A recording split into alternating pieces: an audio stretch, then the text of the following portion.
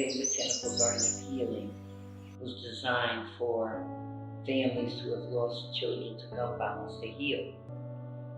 It started with my son, who I lost in 1998 to gun violence. And I never sought counseling. I would go to nature. I would go by bridges and water and places to heal. And in going to those places, I felt better. And so coming back to Connecticut and then seeing that all the violence was still going on, I felt like I was on a mission.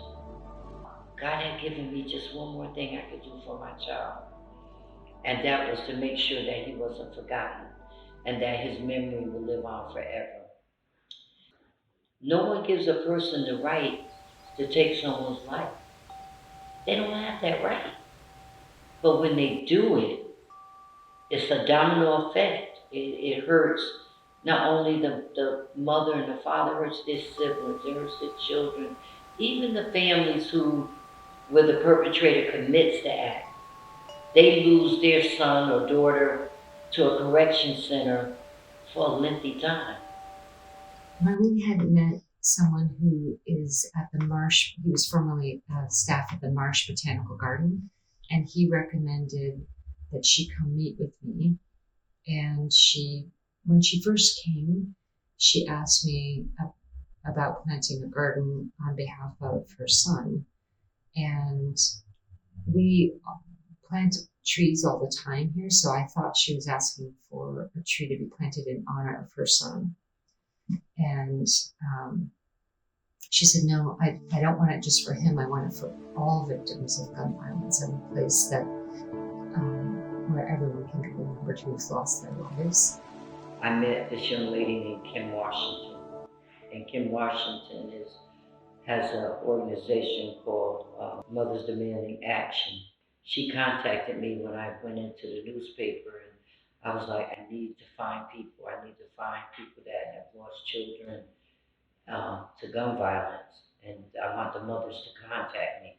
She got me in touch with someone from the police department, which was victims of homicide, and her name was Jillian Knox. And Jillian invited me to the meeting. And so I got to the meeting, I went in, I apologized for being late, and I sat down with a group of moms. And she said, okay, our guest of honor's here. And I'm looking, and she said, we have your newspaper article here, and you're looking for moms and mothers who've lost children to gun violence. I have some of them here for you. And so I got to meet 12 mothers that night. And when each one introduced themselves to me, it was like a sigh of relief because I had found my peers. I had found people. I didn't feel alone anymore. She pointed to 4 of the mothers and said, they're going to work with you. And they looked at her like, really? And she said, yeah, I think you would be good working with Marlene. And so I met Pamela Janez, I met Celeste Robinson Folger, and I met Winifred Phillips that night. And 3 of them said, we're going to work with you, just let us know what you want to do. Because we are going to be, my little corny science person, we're going to be that nucleus group. And so we're going to be the beginning of this movement. So we all went through the same trauma. So that kind of bonded us as a family. Right. And that made all of the, it made it very cohesive. We pretty much started around 2017. And I just recently lost my daughter at 13 in 2013. So it was very fresh, very healing for me, because it was a way to get me during my grief. It was a way to get me out of the house. It was a way to get me from the panic attacks, the suicide, like all the above, all the above. So that I look at the garden as the reason why I'm still here. We started out with going to the mayor's office. So we talked to Tony Hart. Tony Hart heard us, and she came to a URI bus tour. And in the bus tour, she came to the site. And when she went to the site, we already had Spiegel, who was the architect, who worked for pro bono in the beginning. They said, we're going to do it to get you started, who had designed what we saw as a vision. Tony Hart, our mayor, had saw the vision, and she said, this is what the city needs. The only problem was that when they had done the site planning, it was going to cost over $600,000 to actually implement the project. And, of course, they come to me as mayor asking whether or not we had the resources. And of course, we didn't, unfortunately. And I said, well, one of the things that we can do is go to the Governor Daniel Malloy at that time, and see if he'll meet with us and see if the state can find the money for the project. And Marlene was so articulate around how important it would be to her and to the other mothers, but as well to our city, to have a place where people could mourn, where they could recognize the value of their children's lives, of their relatives' lives. Let us be that model city. Let us be the model city. Try this. I believe in this. I feel like it's bigger than me. Let us be that model city. We actually went door to door, asking for other people's support and, trying to give them a vision of what we vision it to become. So, helping them to see that and to come on board. So there was a lot of planning. I was working for a telephone company. So it was hard to go to the meetings when they were during the day, so I would have to use some of my own personal time. They were that important. This was the last thing that we were able to do or give back to our loved one that we lost. So whatever we had to do, we were willing to do it. And it was because of the commitment that these women had to the memories of their children and to Governor Malloy. Before I knew it, they had raised the money, had started the work, and I was so proud to see how it had turned out right below West Rock, a wonderful, quiet place where people can think about the contributions that their children had made and could have made. And so we're talking to a Yale student who wanted to remain anonymous all the time, but she's looking at and she's hearing about what our vision was. And she said, okay, I'm going to donate something. And Colleen called me back and said, that person I was telling you about just donated $300. And I said, great, every little bit counts. And she said, no, 300,000. I said, from a student? I have to meet her. And we did meet. It took a year, it took a little over a year. There's a gentleman that works for URI, his name is Chris Ozick. And Chris was helping me to find different spots. And he would call me at work, and I'm a teacher, and I'm in heels, and he would call and say, can you meet me at this spot? So even that was a journey. So at the age of 18, I was a senior in high school, having my first baby. And this is the son, my firstborn. Had him in July, and then in September, I was going to college. My son, Gary, was 20 years old. I took my children out of New Haven. I moved to North Carolina because I saw the uptick in drugs, and I knew drugs led to gun violence. And when my son got older, he came back. And I told him when he left, I said, you grew up in a rural area in North Carolina. Now you're going back to New Haven, and it's tough. You're going back to work. It's tough. The young man that took his life, they were friends.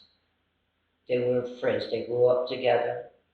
My kids grew up in a housing project with these children.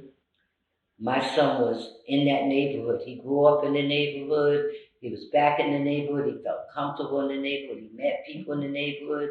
He saw some of the older people out there, so he felt like it was okay to visit. He had a girlfriend that lived there, and he went to visit the girlfriend frequently. He and a young man had a fight, and they were god brothers, and they had a little fight, and they would have got over it. And in that fight, adults got involved. His aunt got involved, and wanted revenge and stuff like this. And so my son they told him, don't come out here at night. And he was there with this girl that night, and he was leaving her house. He went nowhere near where the boys were. He went up a back way to go to his cousin's house. And it was not even 3 minutes away. And they didn't allow him to get that far. That young man told me he wanted to be released because he had 2 children, and he now had grandchildren. My son has children that he never laid eyes on. He never laid eyes on because he died without getting to see his children. My son was a usher in the church. He was a high school graduate. He wanted to drive trucks. He was ambitious. The day that he was shot, I received a call from the hospital. I got on my knees and I prayed and I prayed and I cried and I prayed so hard. And my heart was so heavy. And within an hour and a half, the doctor said, I'm sorry. I was done. When I heard that, I was like, a mother doesn't expect to bury her child.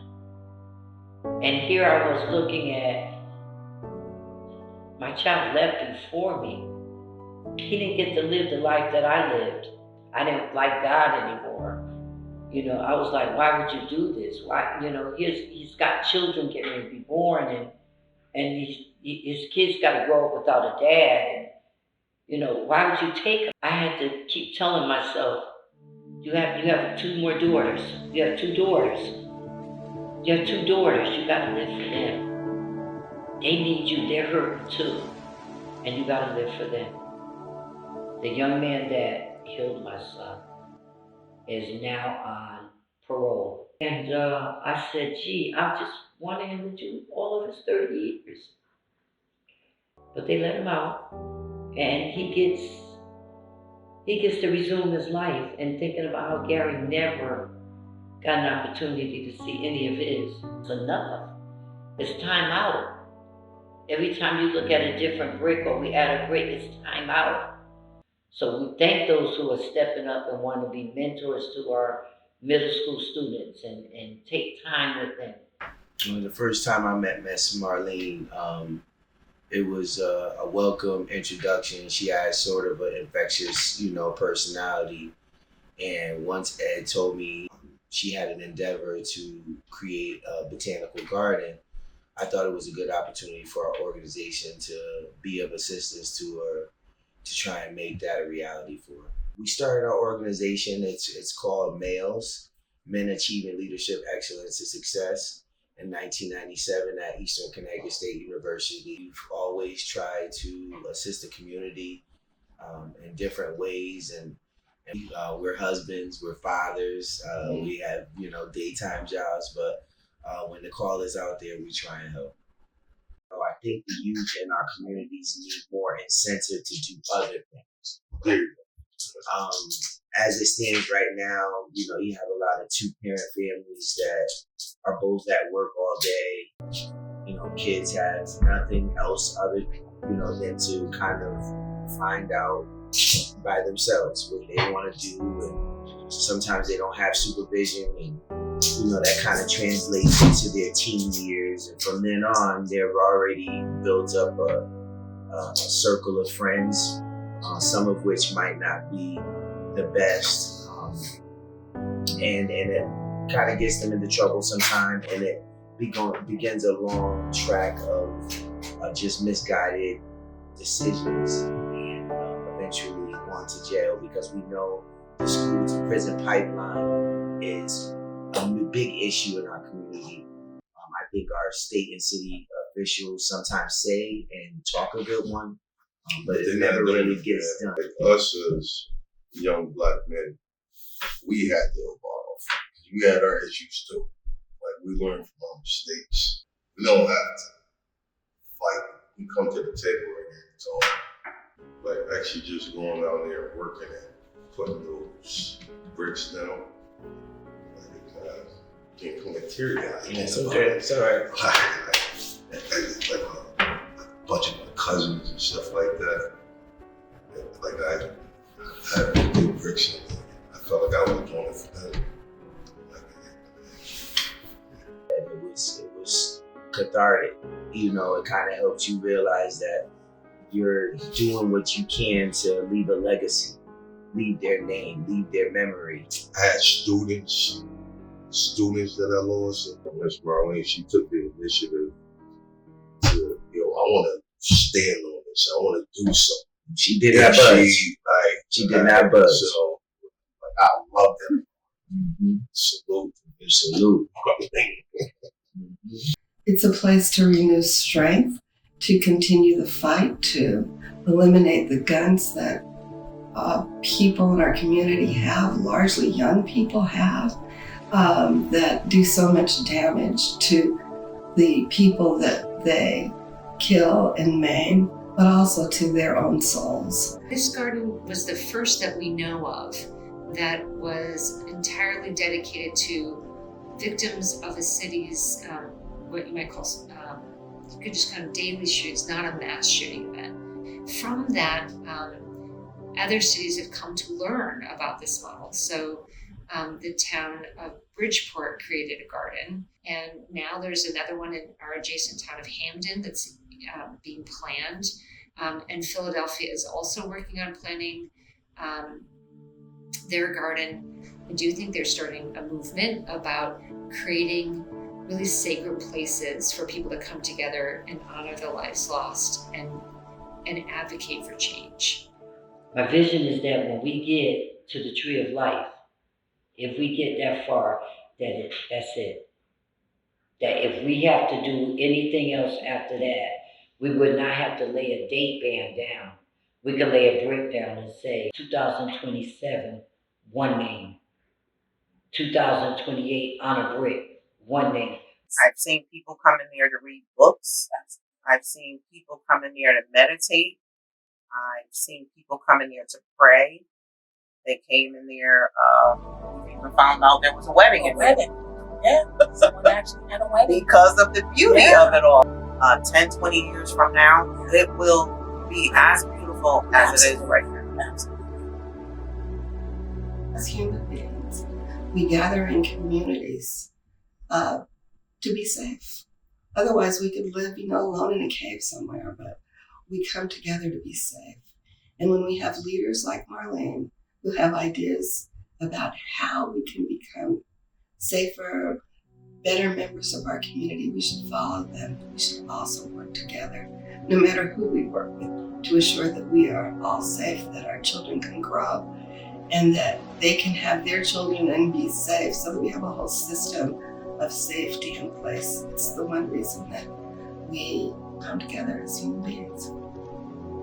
But when I'm at my lowest and I walk in here and I see my son's brick and I look at that wind chime and I wait for the wind chime to say, quit playing, quit playing. And when I hear that, it's like he said, Ma, I know you're here. I sat on my bench and I looked into the water and I saw fish and I saw the ducks come in and just hearing the flow of the water, I found my peace. I found my tranquilness, and I found my healing. When I look at it, it's worth it. And I just look up all the time and say to my son, your mommy tried, and you will never be forgotten. You may have lost your life, but I worked to preserve your memory so that your offspring, your children, will have something that they can be proud of.